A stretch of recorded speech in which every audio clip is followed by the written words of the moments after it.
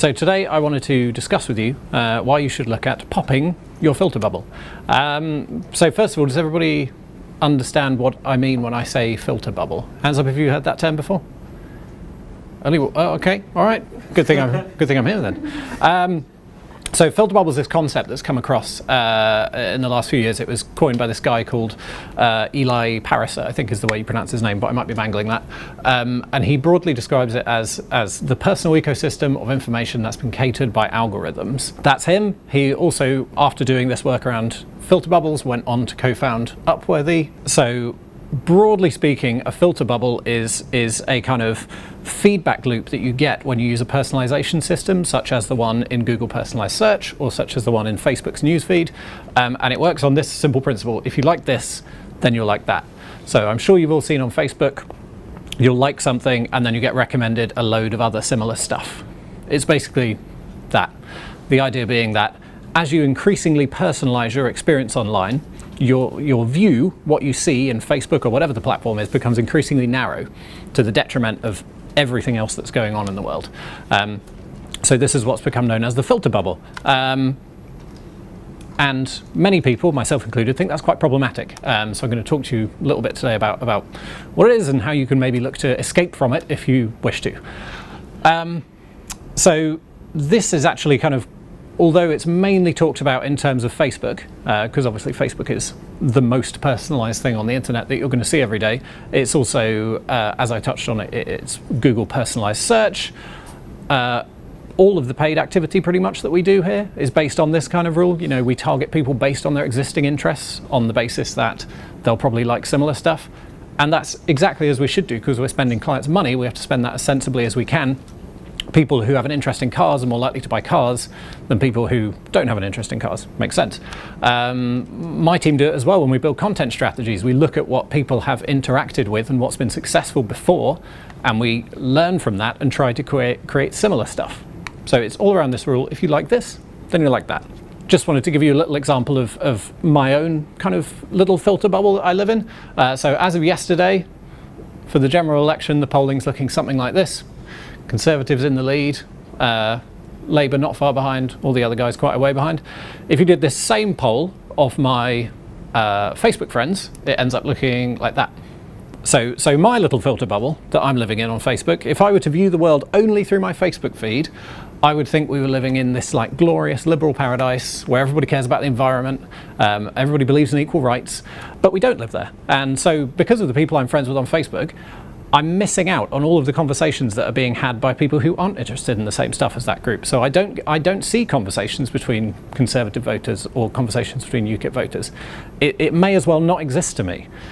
So this is the reason why when things like the Brexit vote and Trump's election happened, everybody that didn't want those things to happen was quite surprised, because they just didn't have visibility of the discussions going on the other side of the fence.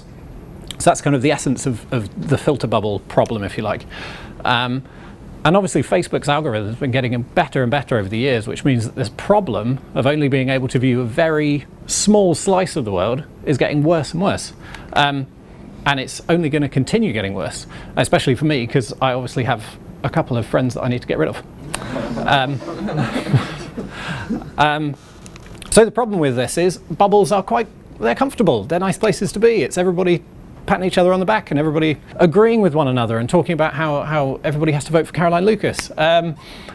So it has to be a conscious decision to move outside of that. And these things are always formed by habit. You know, these platforms that personalize your experience, be it Facebook, be it Instagram, be it Twitter, wherever, they all make money by making it incredibly easy for you to fall into a habit of just consuming the same thing over and over again.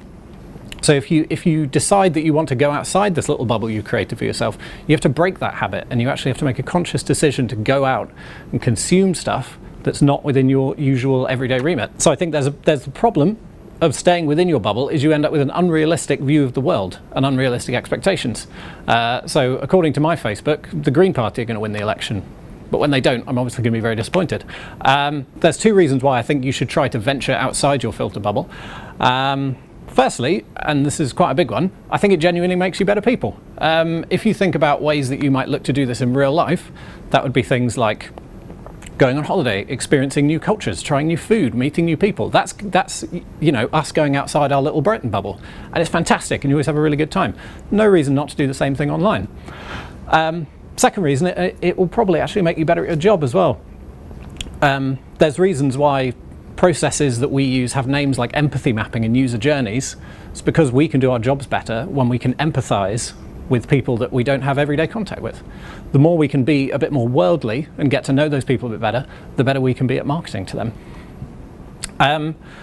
So filter bubbles usually relate to politics, and of course they do very much at the moment because we're living in this very politically charged environment, but actually they can exist around all sorts of things. So just to pick a couple out, you can have bubbles around gender. I'm sure a lot of people have worked in companies where it's predominantly men, so you end up with this kind of male bubble culture. Obviously nationality, race, sexual orientation. Industry, massive one in marketing. We live in a marketing bubble. That's why we have to do things like onboarding with clients to get to know their industries, because we have no visibility of it. Location is a really important one as well. If you want to go into another bubble, I can highly recommend Scottish Twitter, because it is amazing. Definitely look at Scottish Twitter. So there's people have kind of come to realise this is a problem over the last few years. The Guardian, to their credit, have recognised this is a problem, and they now have this section called Burst Your Bubble, which is obviously for Guardian readers who want to explore a little bit of what the other side of the fence is saying.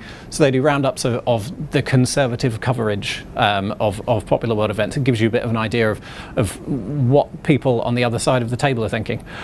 I would also definitely recommend you read the book by Eli Pariser, where he originally coined this term. There is also a TED talk that goes with it if you are too lazy to read a book. But fundamentally, as I said, it's about changing habits. So if you get all of your news from one particular website, go out and find some different websites to get your news from.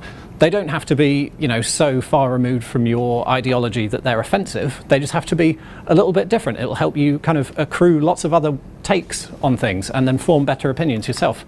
I actually, while preparing for this, had a look at who I follow on Twitter and the makeup of those people, and you probably won't be surprised to find out it's predominantly straight white men who work in digital marketing.